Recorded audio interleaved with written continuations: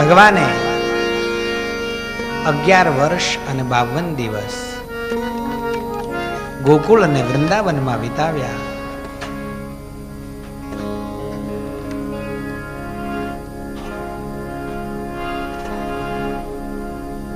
એ પછી ભગવાન મથુરામાં આવ્યા છે.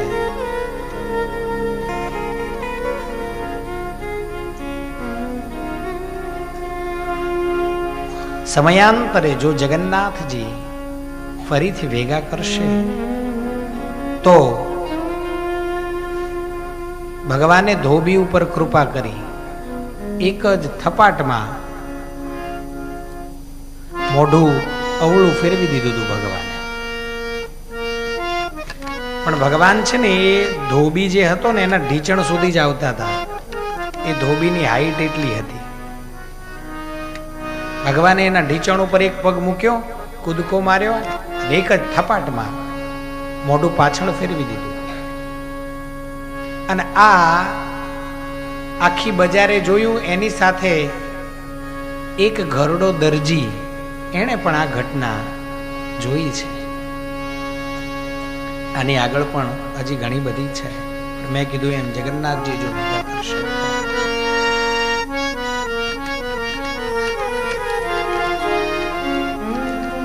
ધોબી પાસેથી કપડા બધા લઈ લીધા, વસ્ત્ર લઈ લીધા છે. પણ આ તો બધા વસ્ત્રો રાજસી છે, કંસના છે, બહુ મોટા છે. એટલે દરજીએ આ દ્રશ્ય જોઈને તરત દુકાનના બારણા કર્યા બંધ કરવા જાય ત્યાં ભગવાને પાછા ખોલી નાખ્યા. કેમ ભાઈ, દરવાજા કેમ બંધ કરે છે? નાના પ્રભુ, આ તો ખાલી હવે બપોર થઈને જમવાનો સમય થયો છે એટલે ઘરે જઈએ. પણ હજી તો સવાર છે. કઈ વાંધો નહીં પ્રભુ, બોલો ને શું કામ હતું? આ બધા વસ્ત્રો લે, થોડી ઉતાવળથી વધારાનો ભાગ કાપી નાખ અને માપના કરી દે. આ અમારા બધાયના ભગવાનની મિત્ર મંડળી શ્રીદામ સુદામ બધા સાથે છે.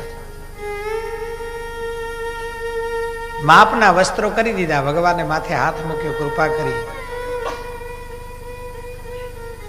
આશીર્વાદ આપ્યા છે દરજીને. દરજીનો દીકરો જીવે ત્યાં સુધી શીવે. એને દોરો દેખાય, સોય દેખાય, આવા બધા પ્રશ્નો હોય નહીં. એ આંખો બંધ કરીને પણ આમ કરીને આમ કરીને આમ કરે એટલે દોરો સોયમાં જ હોય. એવી કૃપા કરી.